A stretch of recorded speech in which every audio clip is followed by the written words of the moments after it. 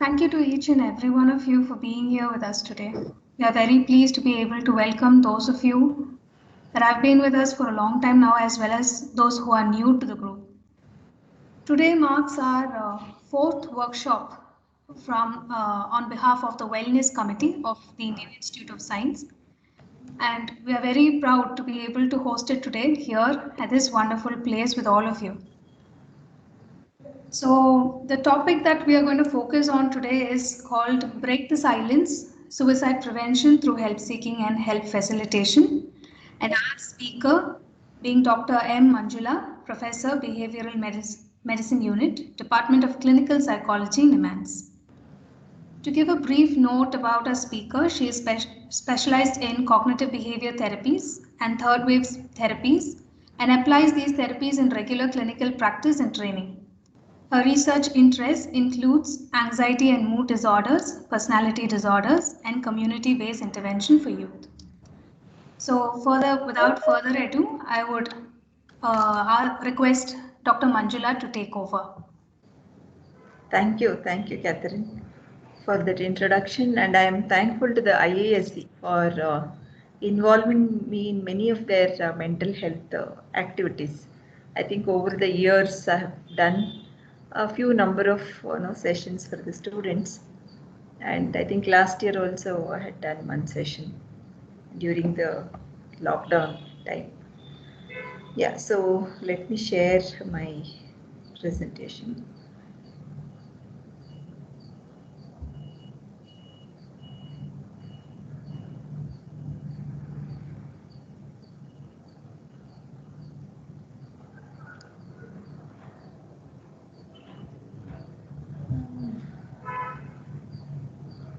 Can you see the PPT? Yes, we can. Can we keep it on slideshow, ma'am? Yeah. You can see the PPT, no? Yes, ma'am. Okay. Yes. Yeah. Thank you. Yeah. So I think this month being the suicide prevention, we had a suicide prevention day in this month, and the next month we have a mental health day also coming in. I think the topic is very relevant, not only because we celebrate these days in these months, but also this is being a very very important mental health problem that in India that we see very frequently, the loss of life due to the suicide basically. And I think this is in India the rates are quite high. Let me give some the maybe like a very very brief details about the data. So why is it important to know the suicidality? Because the high number of suicides, like at least the number of people that we lose because of the suicide is about 10 people per lakh individuals. That is the numbers. Slightly that it keeps increasing over the years also, and it is the second leading cause of death among young people and seventh leading cause of death among the younger adolescents. So number of people who complete the suicides versus the number of people who have suicidal ideation and attempt, if we compare it, like it multiplies, like say 11% of the people will have suicidal ideation, whereas 3.5%. So the number of people who complete suicide are lesser than the people who have attempted, that it is double the number of people who attempt, and only some of them succeed basically. 10 times it is more the number of people who attempt. So like we one of the studies we found that about the suicide risk that is there in the adolescents basically. This is not young adults, but it is a adolescent population. We found that 3.5% of them had mild risk, whereas 0.7% of them had moderate risk, and 3% had attempted suicide. So they had not we did not find any reports there in the adolescents, the schools that we did. of completed suicide. So adolescents, it's lesser compared to the young adults and the older adults. Like I said, like for every one person who completes, about 10 people would have attempted, and 20% of them would have seriously considered. So when we look at the reasons, like in adults, like it is more related to the family problems, but then when it comes to young people, it is failure in relationships, exam stress, and family problems that constitutes the larger that is something which contributes largely to the attempted suicides. So most of these the people who consider the suicide or who complete suicides, among them like 90% of them will have some kind of a psychiatric problem, and most often like it is associated with whichever is the psychiatric condition. If there is a hopelessness, that is one of the predictors of the suicides. So it is one of the strongest predictors of the suicides. So understanding the difference between the suicide versus the self-harm. Suicide is something which is an act of deliberately ending one's life, whereas in self-harm there is that they want to inflict injury to the self, and in suicide there is an intention to die, whereas in self-harm there is no intention to die, but then that is a way of expressing their emotional distress, and sometimes it's a method of coping with the emotional distress that they experience. So suicides can be planned or impulsive, but most often it is planned. And when it is impulsive, mostly like the personality characteristics of the person may be one of the main reasons. Like they have this impulsive kind of nature, so that is something. And in when they are distressed and they try to do something impulsively and they end up actually losing the life also. It can happen like that. So suffer from severe life stressors, mental health disorders when people know that commit suicide. And it's a way to end the severe pain. Or so why do they want to do it? It's mainly to end the pain or the distress that they are undergoing, and they don't see hope. That is one of the, like I said earlier, that is one of the main predictors of suicides. Like, and they experience helplessness, worthlessness, and all those things. So in self-harm, like I said, the intention to die is not there, but then intention to get rid of the distress is there. Sometimes it is to feel something. They are not feeling anything. They feel numb. So they want to feel something. So that is why they inflict pain. Okay. And sometimes it is to receive the social support. It's because of these reasons, it is not, that one should not consider that like it's not a mental health problem. It is a mental health problem because they are suffering, and they have problems and they need some help, and that is it's like a cry for help. So this is how they express their distress, self-harm. So it should not be considered as not a no, not a mental health problem. So self-harm methods, like although sometimes what happens is that they do not want to die, but then like the self-harm method itself can be so lethal that they end up uh, end up in completed suicides. So adolescents are at high risk for self-harm behaviors compared to other age groups. So there are a number of that terminologies that one can understand in terms of the suicidal behaviors. That one is just getting these ideas, but then you're not very seriously contemplating on suicide. That is just having the ideation, and very infrequently. Sometimes it can become frequent. So that is when you start, worrying, or that distresses you. Suicidal threat, like that you threaten that that I will commit suicide, I will do this. That can happen in the context of both suicides as well as self-harm behavior. So it can happen there, and that is also one of the risk factors. So that also needs to be taken seriously. Suicides and completed suicide. Suicidal intent, you have the intention like that to die. That like I said, it happens in suicides, like people want to commit suicide.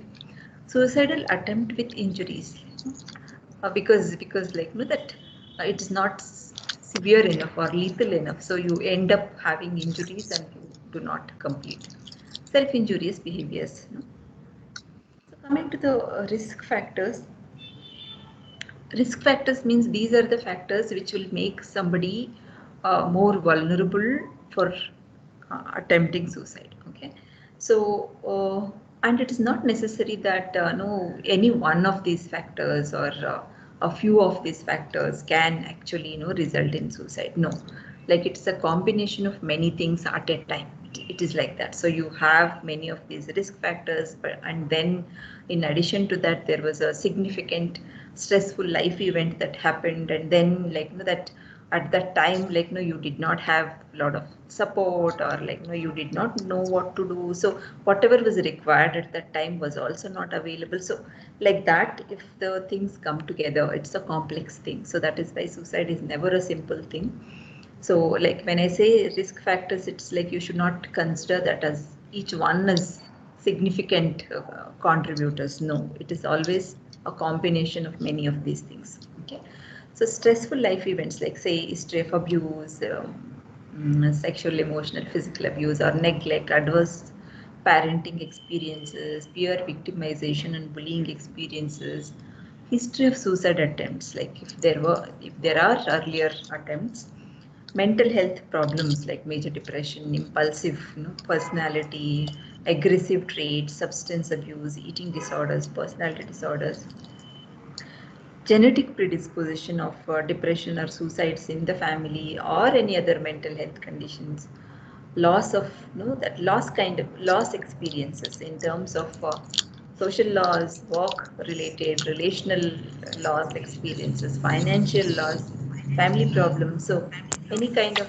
close relation loss in the close relationships, physical illness like people who have specifically chronic illnesses wherein they don't see any hope in terms of improvement or recovery, and then if it is painful, some people who are suffering from chronic health conditions, some of them are very very painful to experience also. So that is when people commit suicide. And if the illness itself is stigmatizing, say HIV, AIDS, people they're much more prone to attempt suicides because the stigma associated with it and how the society treats them and all that. So any condition where there is a stigma, even the mental health problems also has a lot of stigma. So stigma, like when it is stigmatizing, so that is when it becomes that is one of the reasons or a risk factor.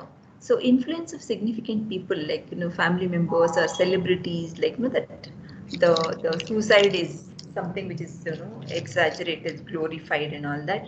And the peers like who have attempted or completed suicides, and that if there is a inappropriate media representation of these reports, and then wrongly reporting certain things as if there was one particular problem that led into this kind of a thing. So or that portraying it as something which is right kind of a thing, or glorifying it, so those are the things which can actually influence people. Barriers to seek or access mental health treatment. So if they do not have access to the mental health treatment, unwillingness to seek help because of the stigma. So they know that they are experiencing distress, but then they do not want to seek help because of the stigma. Easy access to lethal means, like if it is easily available. For example, so in villages maybe pesticides are easily available.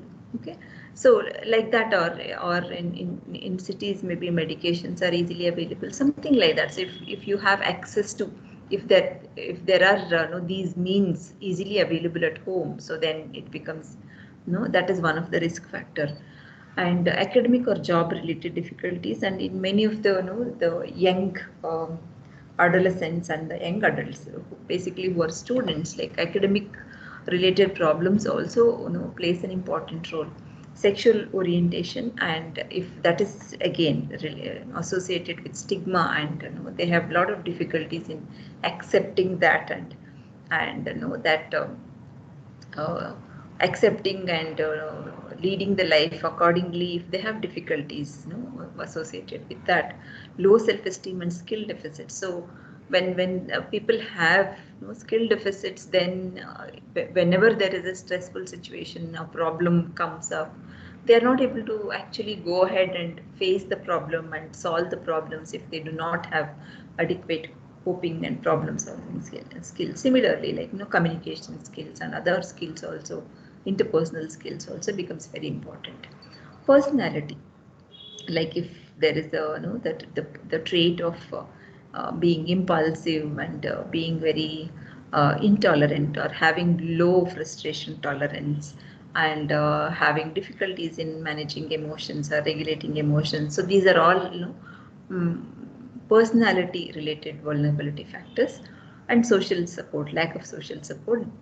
Yeah, so um, often what happens when there is difficulty in managing the distress or the emotions, people use substances. So these methods sometimes itself can become a problem in actually, that taking more substances can, or like under the influence of the substance, people may commit suicide. So that is the large number of people under the influence also, they attempt suicides. And impaired attention and agitation, like I said, the distress intolerance is something which is a vulnerability factor. So coming to why people commit suicide, some of the reasons, like that makes them think of the attempting suicide is the one of the reasons is that they expect that the things will change in terms of the how they feel or what is happening in their life, and the circumstances, everything will change, like if I do this kind of an idea. Okay. And it's a choice during circumstances in which they don't see any other choice. They see that for this particular problem, for this particular situation, there is no other way of handling. But then, like, this is the only choice that is left, in the sense that the thinking becomes very, very narrow, so that they don't see any options at all. So they consider this as a choice. Okay. Control, it is used as an act to control somebody's behavior, or to control the events, like that if I do this, then the other person would listen to me, kind of a thing. Okay. So to control somebody, to control the situations, people do this. Self punishment, sometimes like you are feeling that so distressed about yourself because you feel guilty of not maybe not achieving what you wanted, or like letting somebody down. So these are the feelings generally when somebody attempts, like they have that I have done a mistake, then I have to get punished. So this is the method of punishing oneself. Punishing others, like you want to the inflict pain or cause pain to others, because according to you they have done something wrong. So it is like punishing others. And sometimes, like when there is a mental illness, uh, that the people's the way that they think, or the individuals know, the thinking itself is um, uh, it's like it is the what do you say, it's become abnormal, or it's not very organized. Their way of thinking becomes very disorganized, so they can have a lot of perceptual experiences, in the sense that they hear voices, they see people around when there is nobody, so they can experience all these kind of bizarre kind of experiences. Sometimes they think very differently, or in a very bizarre way. So these beliefs also would influence them to kill oneself. Okay, that they maybe that the voice is telling them to commit suicide, or they feel that, like by this I can do something, I can achieve something, I can be reborn, or something like that. So strange beliefs. So basically, like when there is a major mental illness, people can have those kind of experiences, and that influences, sometimes it influences the suicidal behaviors. So coming to the primary and secondary drive, what drives people to commit suicide? Basically, the primary ones will be inability to solve problems. So at that moment, they feel that they just cannot solve a problem. There is no way to go out of this problem. They find a number of reasons to die, and they don't see reasons to live. They do not see the reasons. Often, like, they do not say that there is any reason to live at all. And there is intense emotion dysregulation, so they are just not able to manage their emotions. The secondary reasons can be the financial stress, and these may be the reasons why they feel like that. Okay?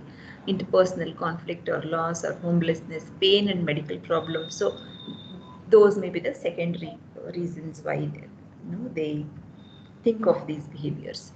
So some of the protective factors are like if they have young children at home, and like if the person has a sense of responsibility towards the family, towards the parents, towards the society, whatever. Like if you feel responsible for something, then that is one of the protective factors. If there is pregnancy, then that is one of the protective factors. Religiosity and spirituality, the beliefs related to taking one's own life and whether it is accepted or no, and if you believe strongly in them, that is the protective factor. Life satisfaction. So if you're satisfied overall with the life, whatever has happened, then you will not, even when there is a distress, you will not think about attempting suicide. Reality testing ability. So like I said, when somebody is distressed, their thinking and their openness to look at all the options that are available becomes very, very narrow.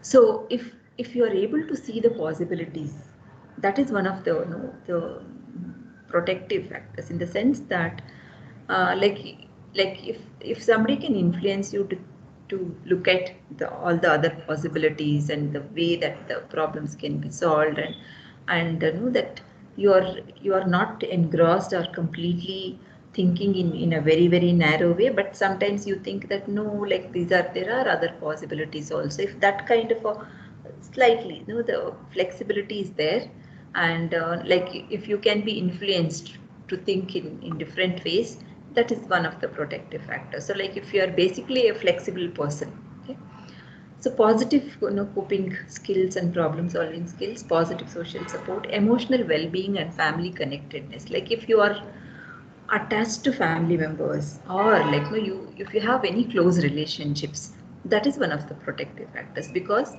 you may share with them, and then that you may solve the problems with help of people, and you will not just keep it yourself, and then that think very, very narrowly. So that may not happen, because if you have those close connections, that is one of the important buffers basically. Ongoing engagement with mental health services, like even if you are having any mental health problems, if you are having a continuous or an ongoing interaction with your therapist or a counselor or any mental health professional, and you are able to discuss the things, that is one of the protective factors. And then you feel safe also, that that I can discuss these things, and I am disturbed now, I can go and discuss these things and what to do about it. So you will get the help.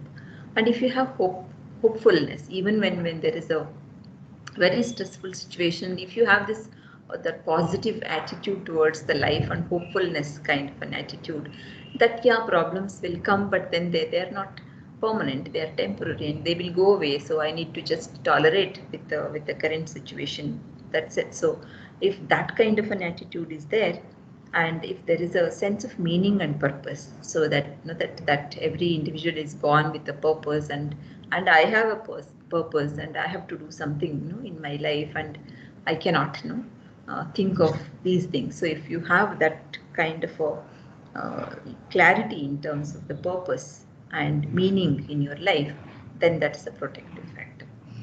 So coming to the risk assessment, how do you assess the risk? Like what are the indications of there is a high risk of suicide?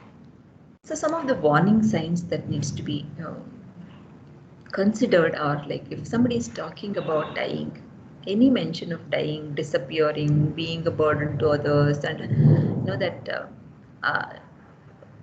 I wish that that I am not there, and if I am not there, that is that maybe people will feel better, and I know that me disappearing will solve all the problems, something like that. No, so they may not say that I'm going to commit suicide, but then they may indicate using different kinds of words to say that they are considering this. So often people don't pay attention to these things, but then these are subtle ways of indicating that that they are having these kind of thoughts.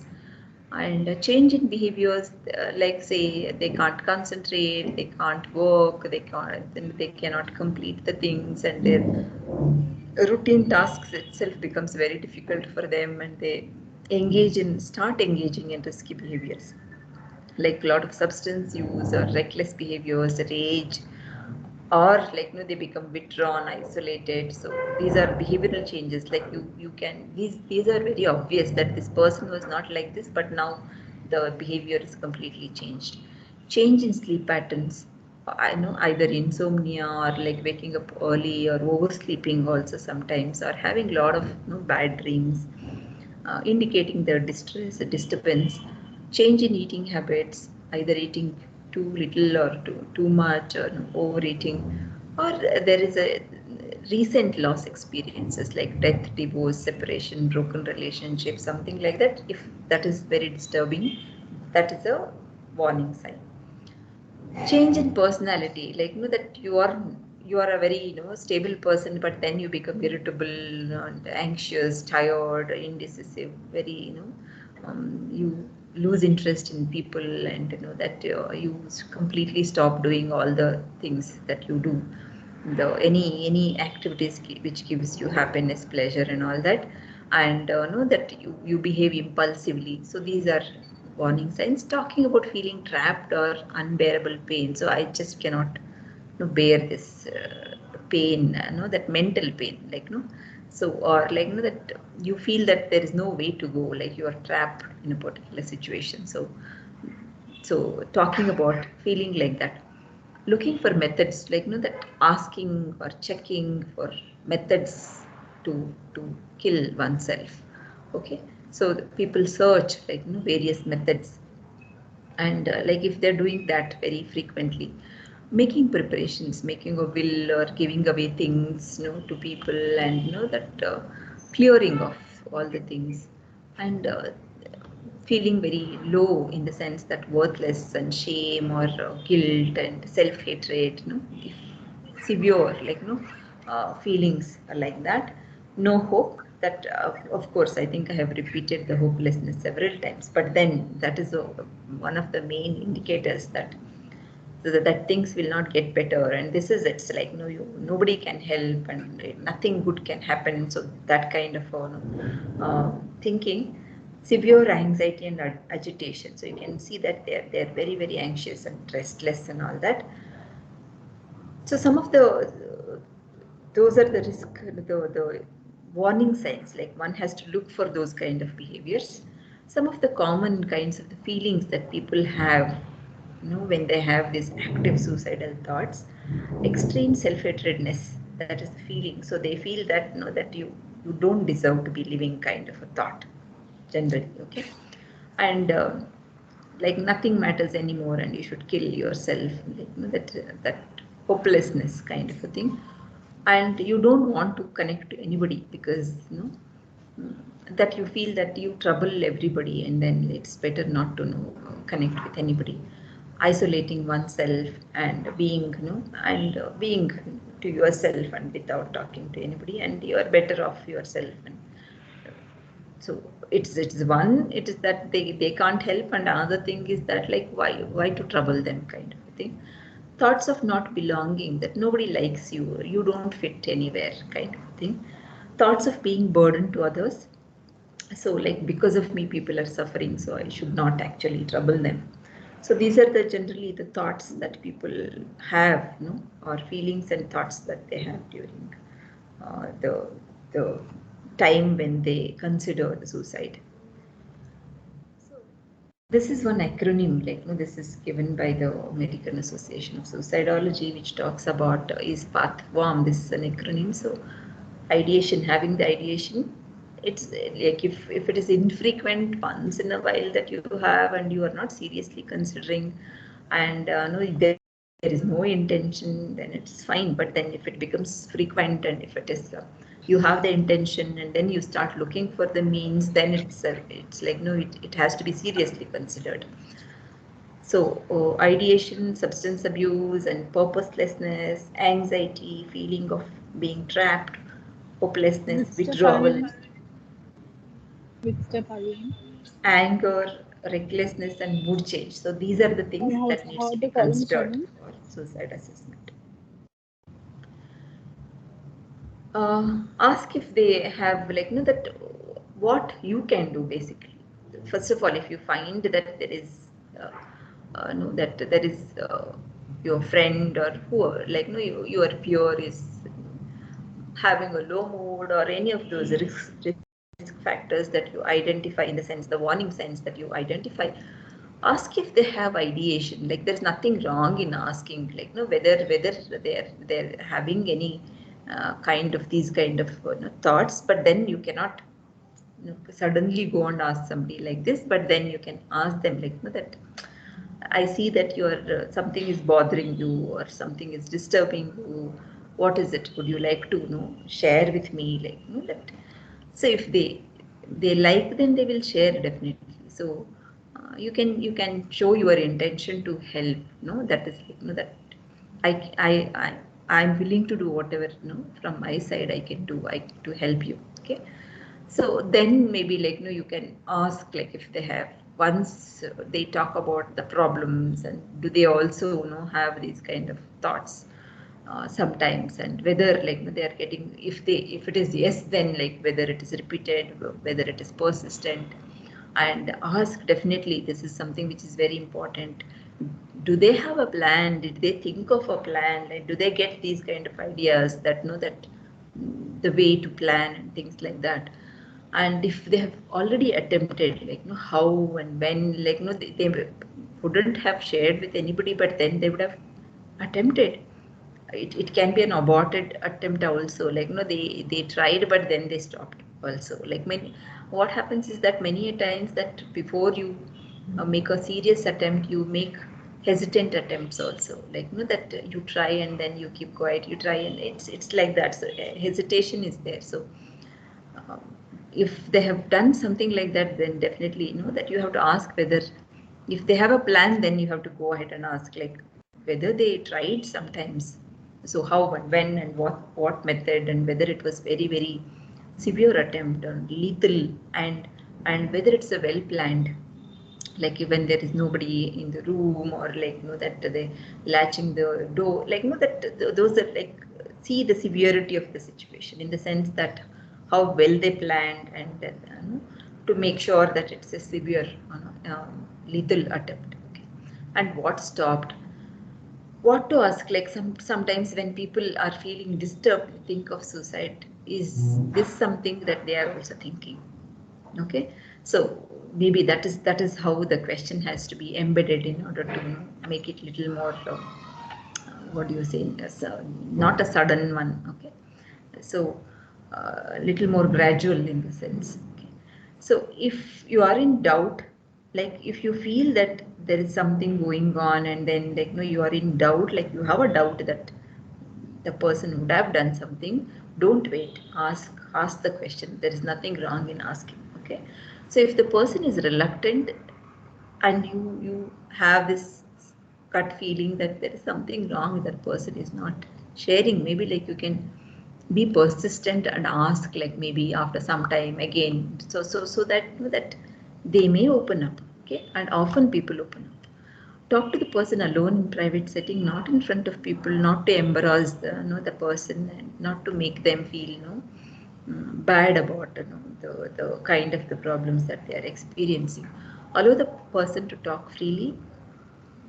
So how do you help, like because that uh, it's not necessary that you have to be a mental health professional to help, but the peers can play a very very significant role, because that all of you spend a lot of time with each other than with the family members or with anybody else, with relatives and all that.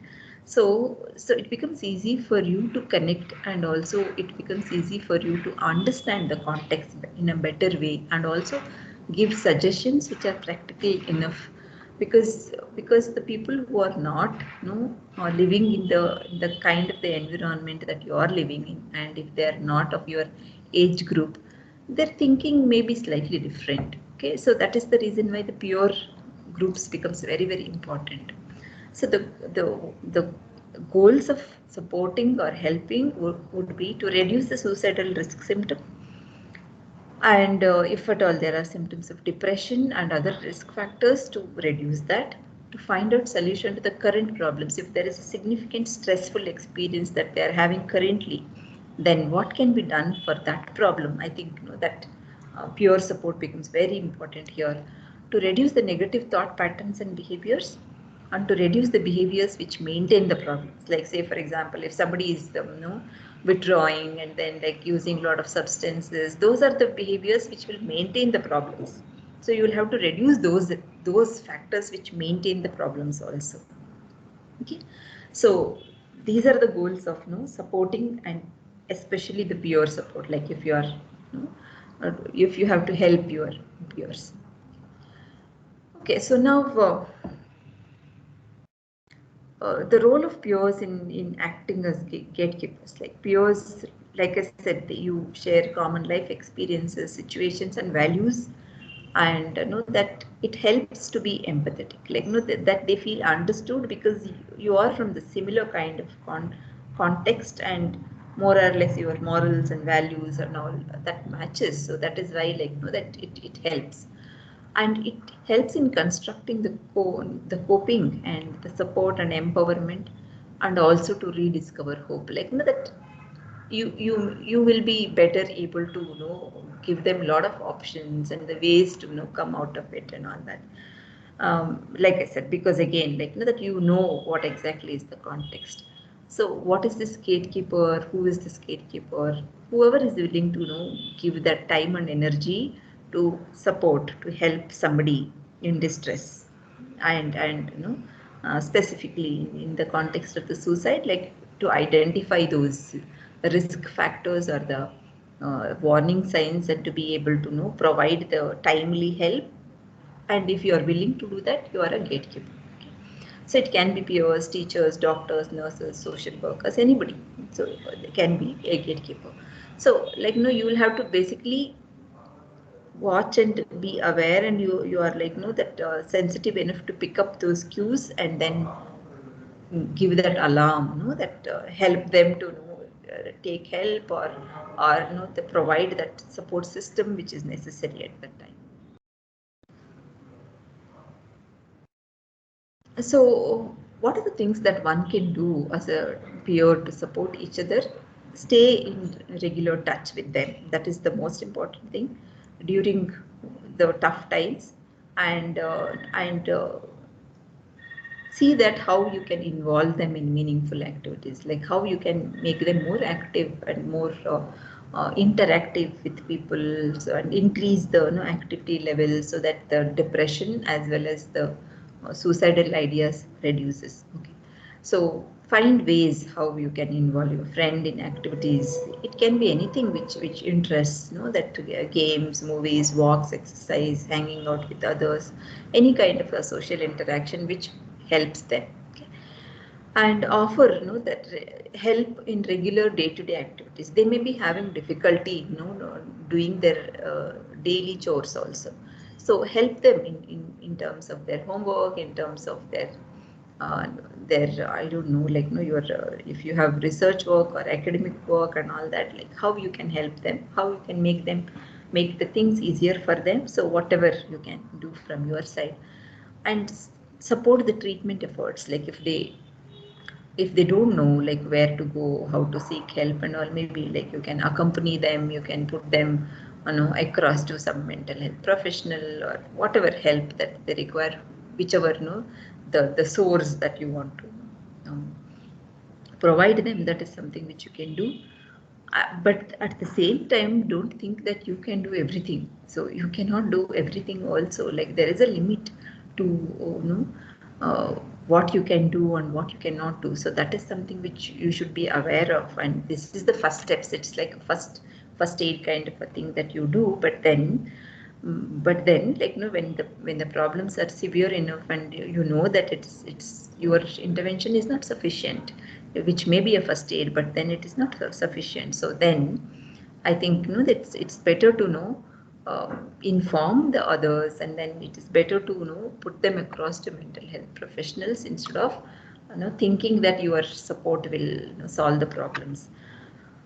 The one of the important things that needs to be kept in mind is that not to gossip about the health problems, or either physical or mental health problems of the peer to others. Not to gossip about it, because that will create a lot of difficulties for them.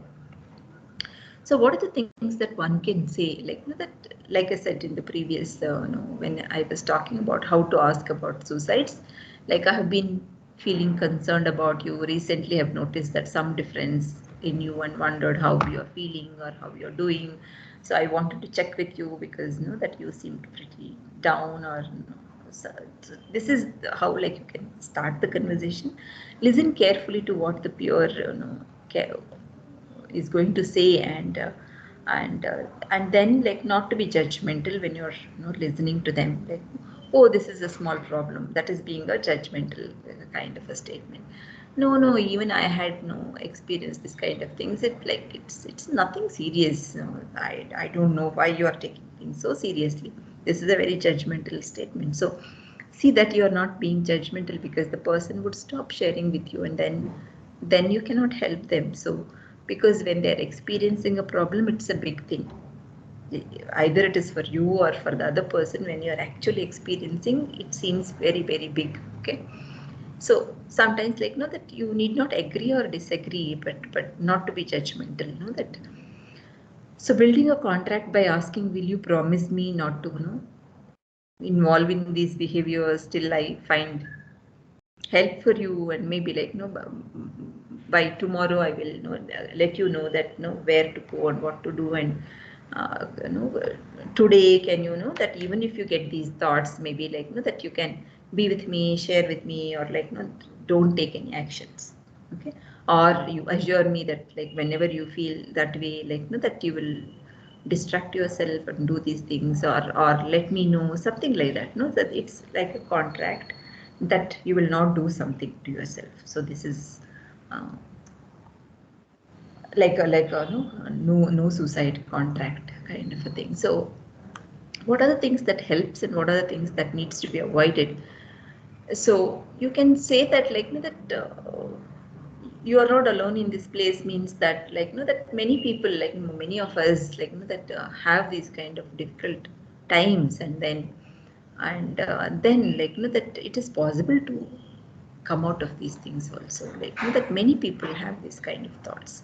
So to show that it's a common thing to experience, and it's nothing stigmatizing there. You can share kind of thing. You may not believe it now, but the way you are feeling will change, in the sense that it is going to be temporary, and it is going to change over the time. I may not be able to understand exactly how you feel, but I care about you and I want to help you. Because that blanketly we have this habit of saying, yeah, I understand, but then you may not understand completely, which may not be possible to understand their context completely. When you want to give up, tell yourself that you will hold on for just a few more days, 1 more hour, and then I will do these things, and whatever you can manage, you keep doing that. When nobody is around, and if you feel like that, what are the things that you can do? I have to hold on for another 1 hour and then do these things now, when I'm actively having those kind of thoughts. Okay, so your life is important. That is something which needs to be communicated, and tell me what I can do to help you. What are the things that I can do now in order to help you? So what are the things that needs to be avoided? That it's like it is your thinking, you are imagining, and you are overthinking. This is another statement which can put them off.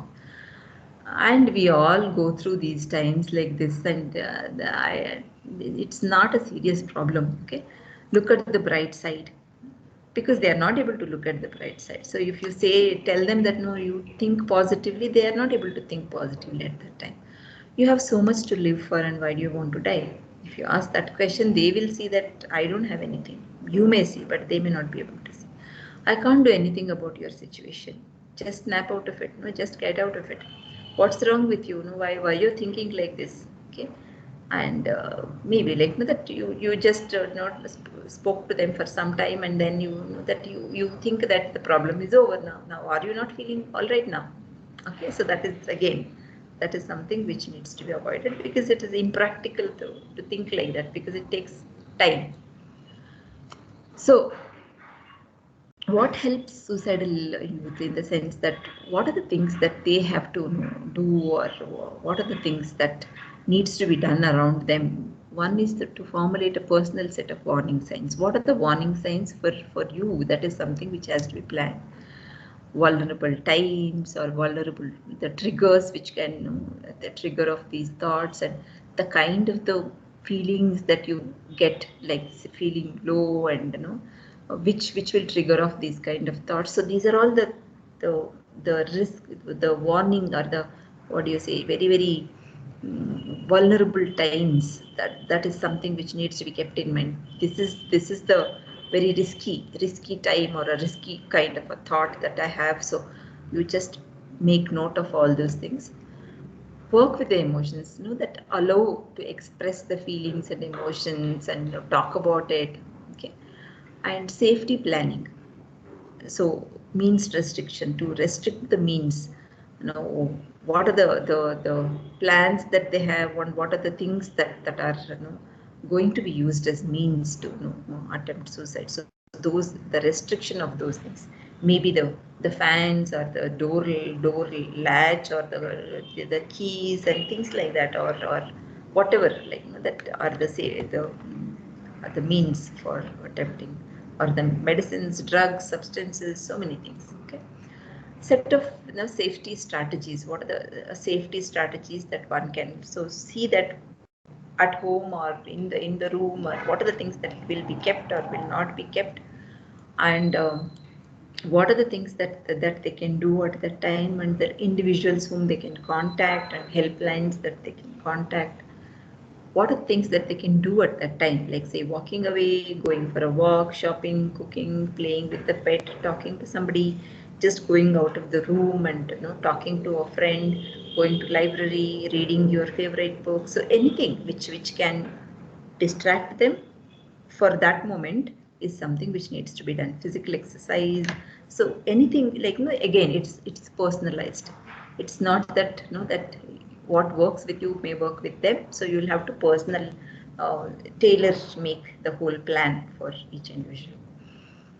So when like that people become very distressed, they start experiencing anxiety symptoms, and that restlessness also, like deep breathing, or some relaxation methods can help at that time. Phone numbers and contact, emergency contact has to be kept with the person. Developing the reasons for living and hope building is something which is very important. So maybe like that you can discuss about the things, like say people who care about you, and how much do you care about them, and do you think like how they would feel, and what are the things that you wanted to do to them, and so that that they can just recollect what kind of ideas they had previously before this. Things you look forward to in future, and things you like to do, and things that you care about. Okay, that this all would consist of the hope kit, that you develop a hope kit, and which gives them the meaning and the purpose in life as a person. So coping cards, like say write on them and keep it. So I have promised not to hurt myself. I will not yield to my thoughts. I will not, I will be able to overcome this. And even the most difficult situations has solutions. And I don't think if I'm not able to think a solution now, it doesn't mean that the problem doesn't have a solution at all. Okay. So now I'm not able to think. So let me, just wait. Okay. So skills training, like, that like I said, depending on the kind of the deficits that the people have, maybe that is something which again you have to tailor make according to the individual's needs. Becoming active and mood monitoring becomes very important. Like, that when somebody is depressed, they are not active physically, they become inactive, and mentally their thinking, everything slows down. So that is when they have to push themselves to uh, involve in something or the other. It need not be big, it can be small, but then they have to be active. Okay. Mood monitoring. So writing down the thoughts and in a diary, and checking their mood on a regular basis, and seeing that they do something in order to improve the mood. Okay. So like if there is a lot of distress, maybe like calling your friend and talking to them for possible solutions, and what are the things that can be done immediately. So those are the things that can help. So in the campuses, like there are number of interventions that can be done, like involving the entire population. It's not only people who are experiencing distress, but I think it will help everyone to get educated about it. Giving the educational material about the suicidal behaviors, discussion on this will destigmatize the whole thing, and how to identify and to seek help. And there are designated people and the group of individuals, like that who can be of help, and there are systems in place in terms of managing the preventive, as well as when something happens, like the crisis intervention, all that. Gatekeeper training for teachers, students, and parents, and the peer support groups, how to support each other, what are the skills that are required, how to recognize. So those skills needs to be trained also. So that is something, like if there are programs like that, skills development programs, like say it can be classroom based, to teach them specific skills of coping, problem solving, decision making, and like that. So this helping oneself also is very, very important. When you feel that you are getting into a low mood, and then you are getting negative thoughts and all that, then that as a first step you can start helping yourself. The things that you do will be like that basically how you deal with depression. Okay. So when you have low mood, like involve in pleasurable activities, monitor the mood, and see what helps to improve your mood. So involve in only those things. Don't do very difficult tasks at that time. Not to act on negative thoughts and moods. Keep in mind that these things are temporary, and they will not stay for a longer time. So you will have to allow them to pass, and you should not act impulsively to get rid of them. Okay. So that tolerance for these moods also is very important thing. Be with people, talk to a friend, avoid any kind of drugs, be empathetic towards the peers who are suffering from any kind of psychological problems. Be optimistic, and do things that can enhance the optimism. So for that, you should not keep very, very big goals and say that that I used to do these things and now I'm not able to do this, then there is no use. Not to think like that, because when somebody is depressed, you will not be able to concentrate, and that you will not be able to comprehend difficult things. So you will have to start baby steps. So set very, very small goals and achieve them till your mood becomes better. Look at the positives in yourself. You will have enough number of positives. By now you would have accumulated so many positives in life, but then you will not look at them at all. So when you're feeling low, that is the time when you have to pay very special attention to all the positives that you have, your abilities, your achievements, and all that. Do not blame yourself too much for the negative things. Look at the all other possible reasons why these things would have happened. Positive self-talk. Like I said, the most difficult, even the most difficult situations will have some solutions and some way of handling with it. Even sometimes, like some problems may not have solutions, but then it can be tolerated, it can be coped with. And if some things are like that ongoing troubles, like say ongoing relationship problems which are causing trouble identify abusive relationships and put a stop to them. Do not continue and put yourself into troubles. Seek help at the earliest. Okay, so this is so when to seek help when the severity of the depression or any other psychiatric problems is very high and you are not able to help yourself and others are also not able to help you to a large extent.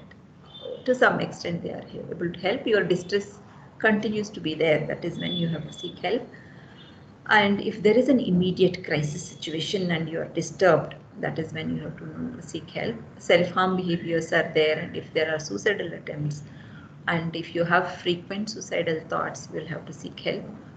And like if you feel that somebody is like your friend is not opening to you or to anybody, and that he or she is being very aloof, and there is a lot of changes in terms of the behaviors, that is when like you will not be able to help much there. So symptoms are not improving, then like one has to seek help. Talk to the parents, like it's also important to let them know that what kind of problems are happening, educate them regarding the medication and therapy, and to keep the contact of the health professionals is important. So some of the our center is not a suicide helpline, but it's like it's a center where we provide psychotherapy counseling services there. Sahay helpline for suicide prevention. This is a helpline for suicide. Sneha is another helpline which can be trusted, and Vanita Sahayavani is a Karnataka thing, like that can be that is something which can be approached. So to conclude, suicidality is one of the major concerns in the Indian context, and young adults and the older adults are at a greater risk. There is a lot of that not having enough knowledge, that lack of awareness and stigma is something which interferes in help seeking. Timely interventions can help in reducing the risk. There is a need for systematic methods of educating, training people, and identifying suicidality. And one of the things is that that the peers like becoming aware of these things and helping each other, and know that everybody like every one of us have a responsibility in preventing suicides. It's not only mental health professionals or only people who are trained in that. It's nothing like that. So it is everyone has a role to play here, and let us support each other. Yeah, so with this I am coming to the end of the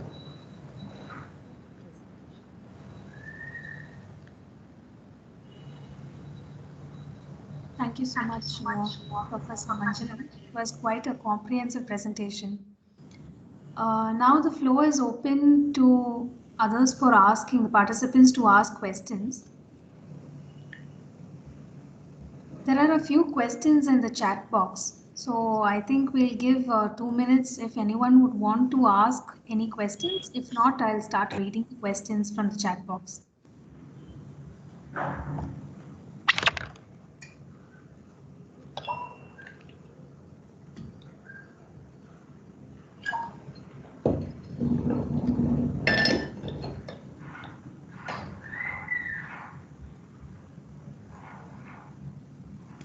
You can start the questions from the chat box. Okay, sir. Ma'am, I'll read out the first question. Does imposter syndrome play a role in somehow encouraging suicidal thoughts? What is that? Does imposter syndrome play a role in somehow encouraging suicidal thoughts? I think I'm just missing that word, what you're saying. It's called imposter syndrome, ma'am. I think you can also see it in the chat box. It's the very first question they've asked. So can they ask the question, whoever is written? Mr. Ashwin had asked it. If Ashwin, if you're there, can you please ask ma'am directly?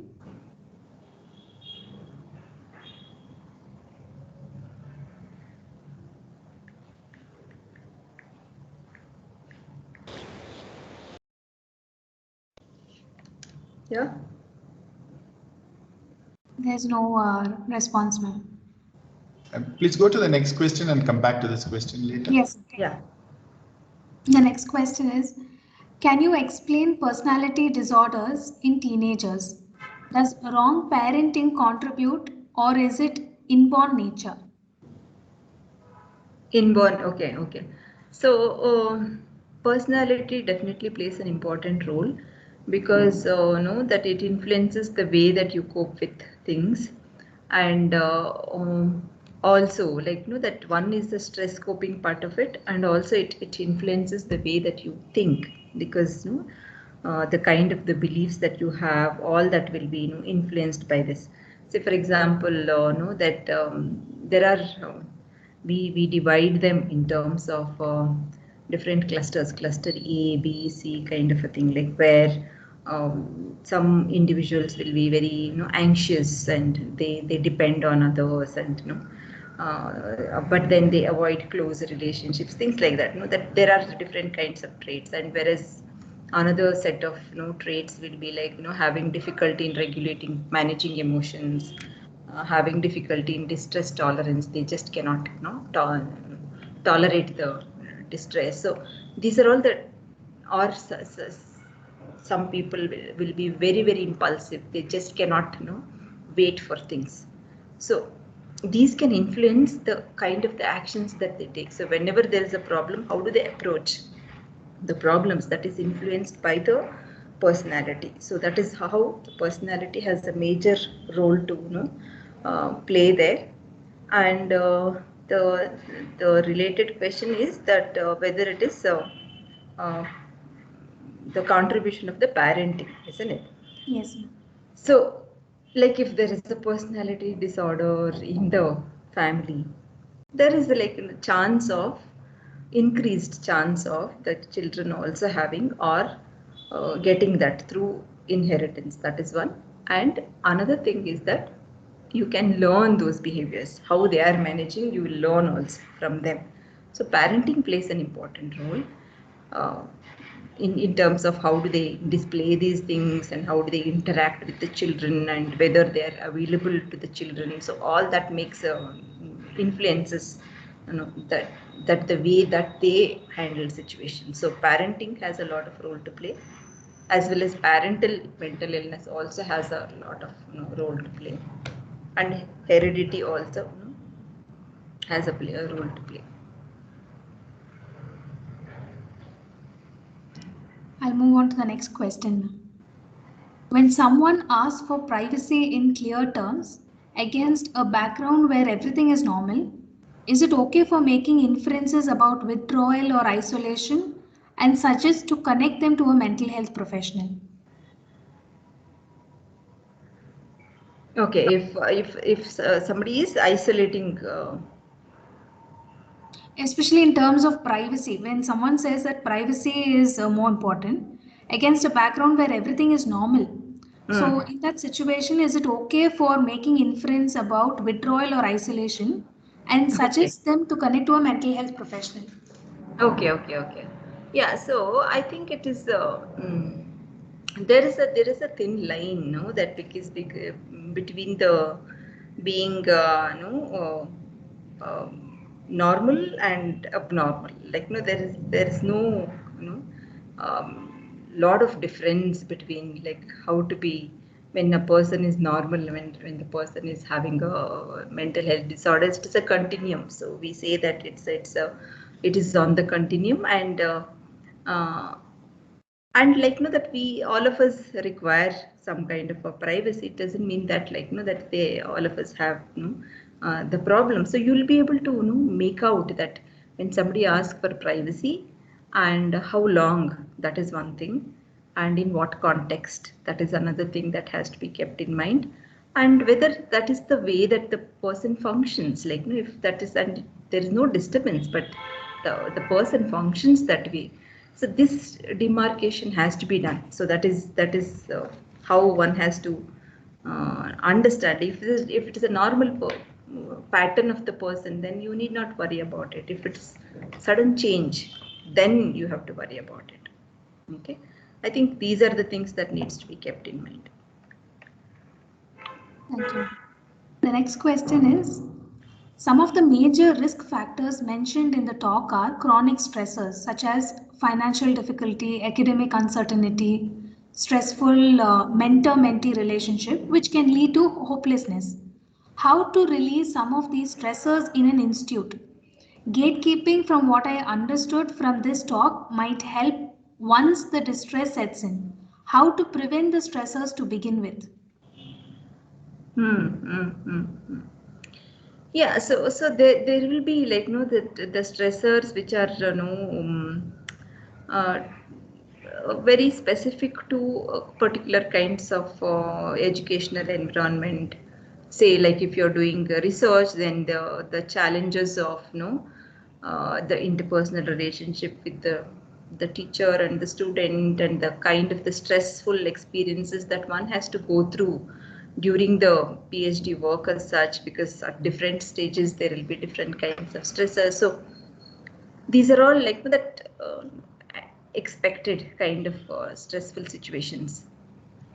Okay, if there is a problem which can be sorted out, and that that often these can be sorted out by discussing with your mentor or with your supervisor. So it can be sorted out. Okay, sometimes like if it is a something which cannot be sorted out at all, maybe like you'll have to see like where you can approach for help. Okay, but then you should not let it be. If you continue to feel distressed and you are not seeing any possible way of sorting out by yourself, that is when I think maybe like you can see, I am not sure what are the systems that are in place. Maybe like you can approach the higher authorities for help, or you can discuss with your own peers as to how to go about it, and if it is, then even then if the problem is not solved, then I think you will have to take a decision, because your mental health is very, very important at the end of the day. Yeah. Thank you, ma'am. So one of the participant had given a suggestion. Can I read it out? Yeah. Maybe the speaker could say what she thinks about this. Can we design a course for discussing such matters and problem solving skills and make it compulsory for everyone in their first semester? Definitely. That's a very, very good idea. That some of the skills that one needs to learn in order to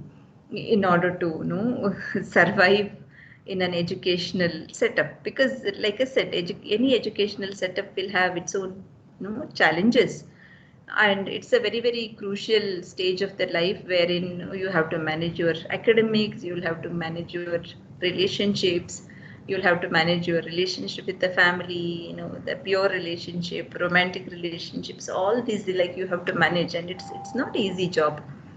So I think the skills that are required for managing all these things, like to begin with as an orientation, when it goes with that, so you are prepared, what to expect and what may be required. At least you will have some idea. So and then you have some skills.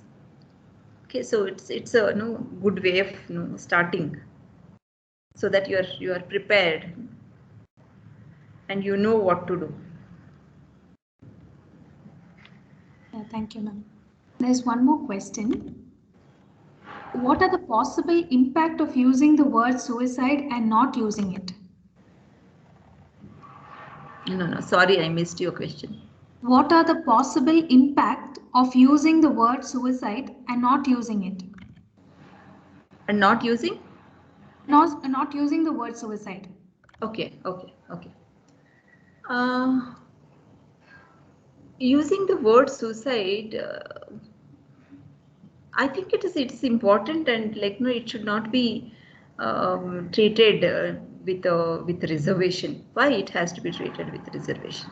Say for example, like that similarly people do not want to identify with any kind of mental health problems like depression or anxiety. They don't want to. They shy away to say that, and we don't mind saying that even if you have a very chronic life-threatening illness, you will say that I I have cancer, I have this, I have, and we don't shy away by, to talk about it. But then when it comes to mental health problems, we shy away, that talking about it. I think it is important to um, destigmatize these words and uh, feel normal about, like, these usage of these things.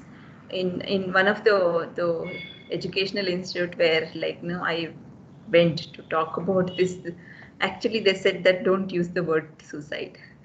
Okay, but then by avoiding using the suicide, what are we trying to do? Is it that, like, similarly, like, don't talk about sexuality, something which people say, but then what are we trying to do? Like, we are increasing the misconceptions, and we are not allowing them to talk about it, or we are not allowing them to seek help. That is why it's important to treat these terms and these kind of experiences as a normal experiences. Yeah. Thank you, ma'am. The next question is, I do not understand how sudden changes in personality should act as a red flag for detecting if something is wrong. Please explain. Could no one commit suicide if they have been struggling for the past many years and have managed to survive, and at some point they decided to give up?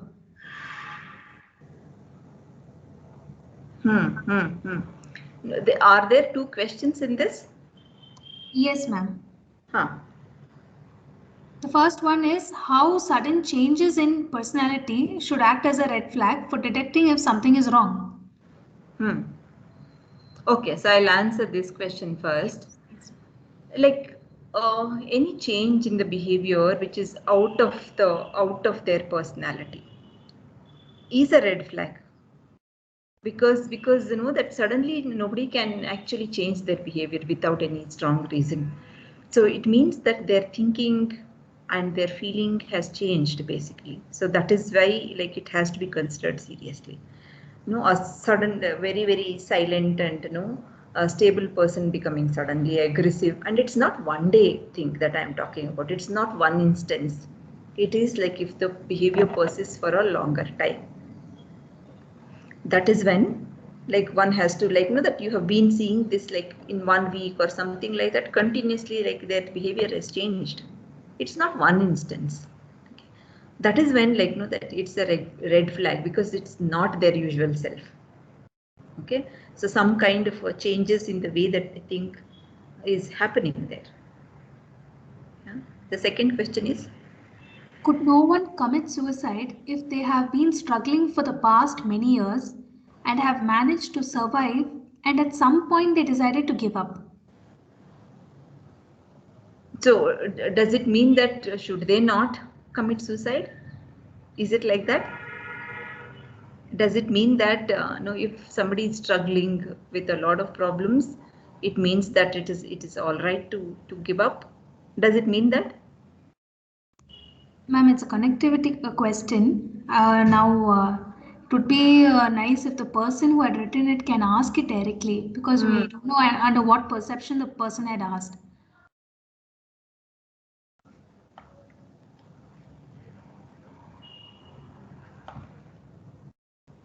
Okay. Do you want me to read it again, ma'am? Could no one commit suicide if they have been struggling for the past many years and have managed to survive and at some point they decided to give up? Yeah, so that is what I understood, that, like, that it seems like it is okay. It's okay, like, if somebody is suffering from a lot of difficulties and whatever, the life circumstances and all those things, it is okay to do that. It's like that. But then I think beyond this option there may be a lot of other options. I think perhaps the person can look at those things, and when somebody looks in a very very narrow way, like, you will not see any solutions at all. So if you look at all the people who have achieved a lot of things, it's not that that they did not have any problems at all, but just that they have been very, very resilient and persistent. So I think when you are not able to see the solutions, it's better to take help rather than deciding that since I am not able to see the solutions, then there are no solutions. No. There is another idea of, like, say, euthanasia, that is in the context of medical illness, and that when there is no treatment at all for that, and the person is suffering a lot and all those things, that is a very, again, a controversial thing, which is there is no specific answer for that. Yeah. In some countries they accept, in some countries but that is, we are not discussing that here. Actually, this question I had written in follow-up to Ayan Das' question, which mentioned if someone asks for privacy in clear terms against a background where everything is normal. Where is that question? By Ayan Das. One major stressor for the students is related to the work that we have done, no? This question was asked by Mr. Ayan Das. Yeah. It starts when someone asks for privacy. Should I read it, ma'am? When someone asks for privacy in clear terms against a background where everything is normal, is it okay for making inferences about withdrawal or isolation? No. And suggest to connect them to a mental health professional? No. I told you, that there is a difference between, how the usual what is normal for a person versus what is a very drastic change. Okay, so if that is the way that the person is, and you don't see any disturbance, I don't think there is a need to ask them. It becomes odd then, isn't it? So for that, you should have known the person also. Suddenly making inferences also is not going to be good.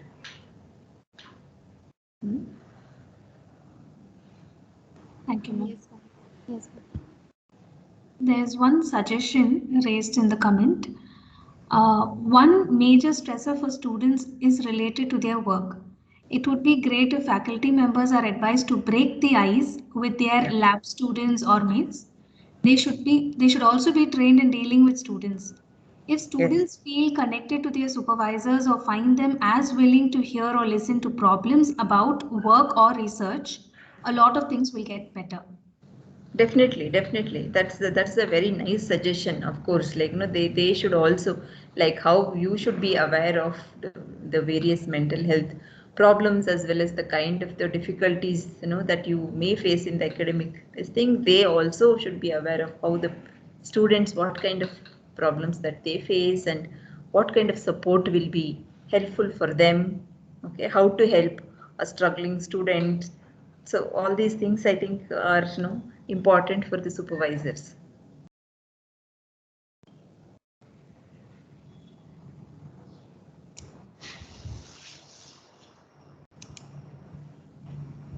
So that's the end of question here. And finally, Ayan has, he has given a suggestion where two-way feedback is a good idea. I support it. Yeah.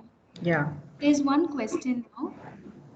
A person, when in the pit, cannot think logically. That person is not in a position to seek help. Can you give short 3-point protocols that can be followed spontaneously during code red scenarios, so that one can first bring oneself to a state to be able to think? I believe helping oneself is equally important as helping others. Yeah. I think like say when you are in a very the negative mood or a bad mood, like you said, that you have used the word pit, that when you're down, basically you cannot think straight, or when you're anxious you cannot think straight. That is the thing. That should be the indication for you to not act. The first thing that has to be kept in mind, not to act when I'm feeling like this, in the sense that not to act based on my thinking. My thoughts will say that do this, do that, and which is based on the mood. So when I'm having a negative mood, definitely I will have a negative thoughts only. Okay, so I should not act now I should not take any action. That should be written clearly, in your mind, that I should not take any action, and I should do something in order to, reduce this negative mood. Do something, to, like, if you are not able to voluntarily go and do something, ask somebody to help you. That is something which has to be done. So I think this is something. I should not take actions, and I should not make conclusions based on my mood. Like my mood will say all negative things now, I should not believe them.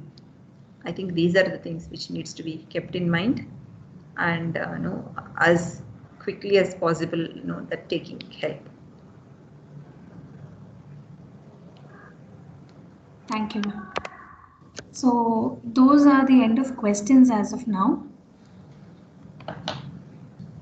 If there are any further questions, we'll take it.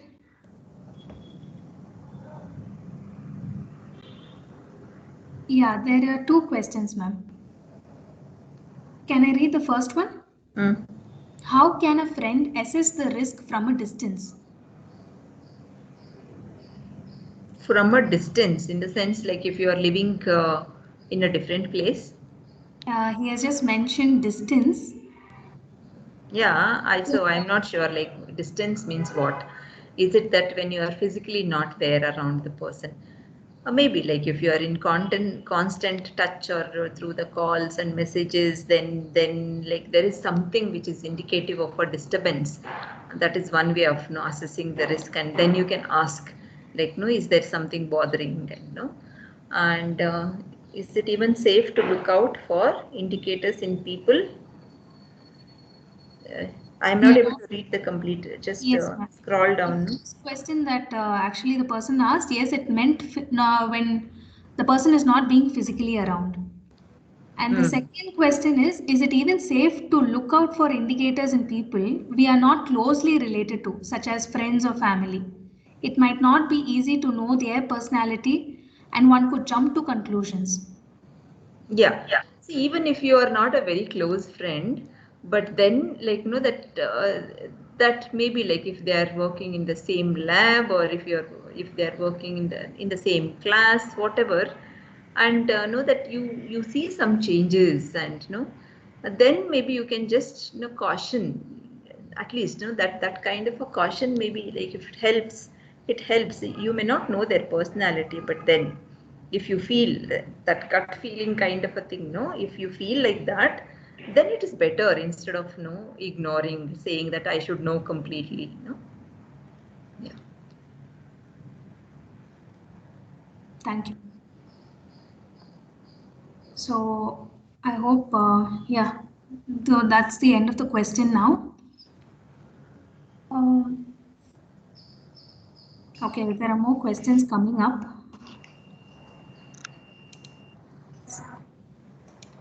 So I'll read the last question now. Why is the onus of taking or seeking help always on the person undergoing depression? To introspect the system that is set up for multiple stressors, what are the things that the system should look at and can be addressed immediately? Definitely. See, it's not the no response, like it's not that the person alone is responsible for all the problems, but then the person experiences the problems. So it becomes the important that you need to seek help, because you are responsible for your health, and other people may not take so much responsibility for your own health. That is the reason why, like, that because we have to take care of ourselves. No, that is the reason why we say that, that take, that you take the steps. Okay, it's not to say that other things should not be set right, or that the system should not be in place. It is equally important that the social circumstances, or the people, or the environment also, there is a lot of things to be done there also. But then doing that may be a little more difficult than taking care of ourselves. So the first step starts here. The other steps definitely, like, that has to be taken, because you are the person who are suffering.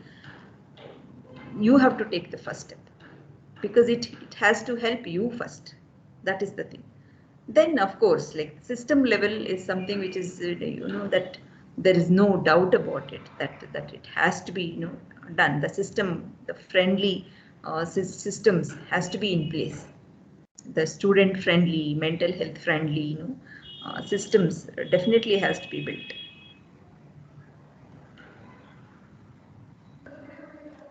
Yes, thank you, ma'am. Final thing is, we are looking for symptomatic relief without addressing the core problems. If stressors continue to exist, the improvement will be limited in the long run. It is not a sustainable solution, is what I feel. Definitely. See, we are talking about the identifying and doing the first aid. Like I said, I mentioned also that that it's the first aid. That is something which we are talking about now. But if the core issues are there, it can be individual core issues, it can be system core issues. The individual core issues, then you have to go into the therapy and see that how you can help and who can help and all those things. And that is a little long term, kind of a thing which may take few months to address. You may have a number of relationship related issues or family related issues or attachment related issues. You may have so many things, or personality related issues. So that takes a little time. So, but then you have to take the step and go, and get that thing settled, that all those core issues, fixed.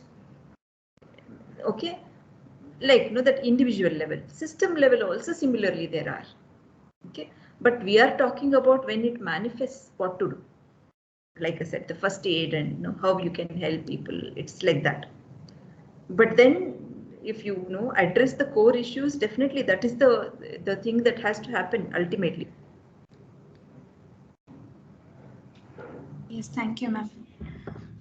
So thank you so much. Now I think we have come to the end of the session. For those who would like to ask more questions, kindly feel free to mail to our email ID so that we can take it up to the speaker. So thank you so much, ma'am. Thank you. Thank you for giving me this opportunity.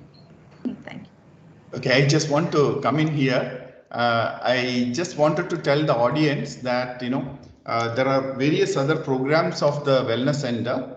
The thing is that we have a 24/7 emergency mental health helpline exclusively for IISc. So if you or any of your friends would like to use it, please convey this message to everybody, and posters are available in every department with this emergency mental health helpline number. So once you make a phone call, there will be a trained psychologist who will be attending, trained counselor who will be attending your call from the other side. And also we have online mental health help from Your Dost platform. So the procedure to avail that facility is available in the website of Wellness Center. And also there is some confusion with people that whether you can meet the same mental health professional again and again. Yes, it is possible, and the procedures are mentioned there. In addition to that, we have 4 mental health, wellness coordinators who are trained in psychiatric social work. They are staying in the hostel, 2 in the girls hostel, 2 in the boys hostel. Their numbers are available in the website as well as in the posters that has been distributed. In case if you or any of your friend wants to take the help of them, please contact them.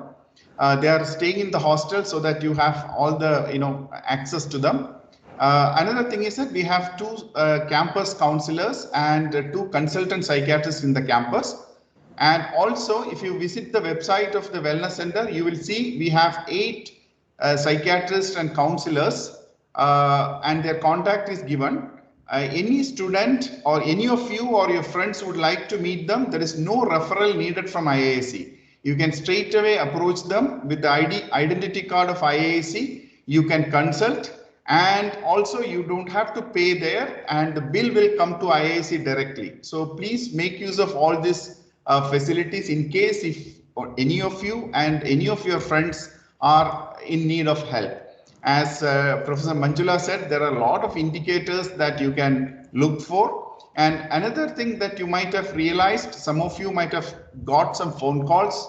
So in the sense that we are contacting all the students staying in the hostel So the mental health professionals are making phone calls, and we are expected to complete this activity within the next 2 to 3 weeks time. So in case if you get a call from your Dost platform, please give your answers to them so that they can talk to you and identify if any of you need help or any of your friends need help. So please respond to them.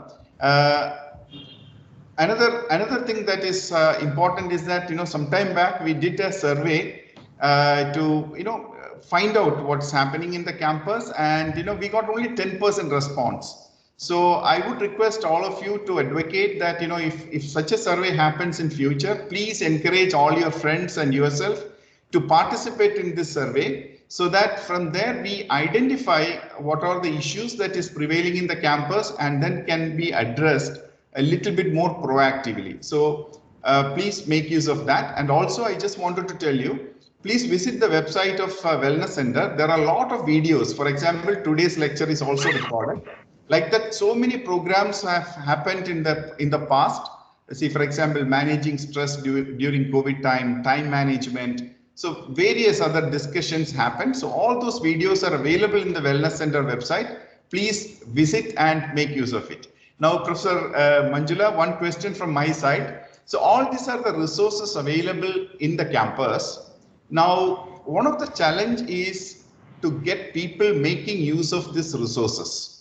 One of the things which is going to start within next 1 month, we want to complete is the gatekeeper training. So there will be massive gatekeeper training in different departments. That's going to happen within 1 month's time. So the question to you is that when these resources are available, how will you make sure that people really utilize these resources? So that is one of the challenge that we are facing. The resources are provided. How will you make sure that these resources are effectively utilized? I think that creating awareness regularly is something which is as they enter, and periodically that mentioning that, and I think that there are from the wellness center itself, there are volunteers who are working. So whenever there is an updated information, something like that, they can just give that information periodically, so that whoever is interested will look into it, because people will forget when it is not reminded to them on a regular basis. I think that is one of the ways of doing. And I think your wellness center also would have a number of programs, isn't it? So through that also they will be reminded of using the resources. Okay, thank you. Yeah, so let me take this opportunity to thank Professor Manjula for being with us and giving us very informative, a very informative talk.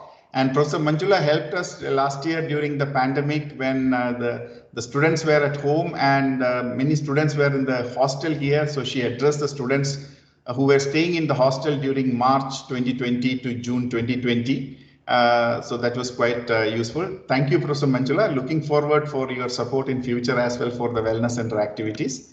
And I thank all the participants for participating in this session. And also I would request you to please spread the awareness about the facilities available in the campus to your friends. And also please watch out if any of your friends need help. Please bring to the attention of the mental health professionals available in the campus, or the panel of psychiatrists and psychologists available in our wellness center. Thank you all. Thank you all for your attention. And I thank Mr. Tamare for arranging this session.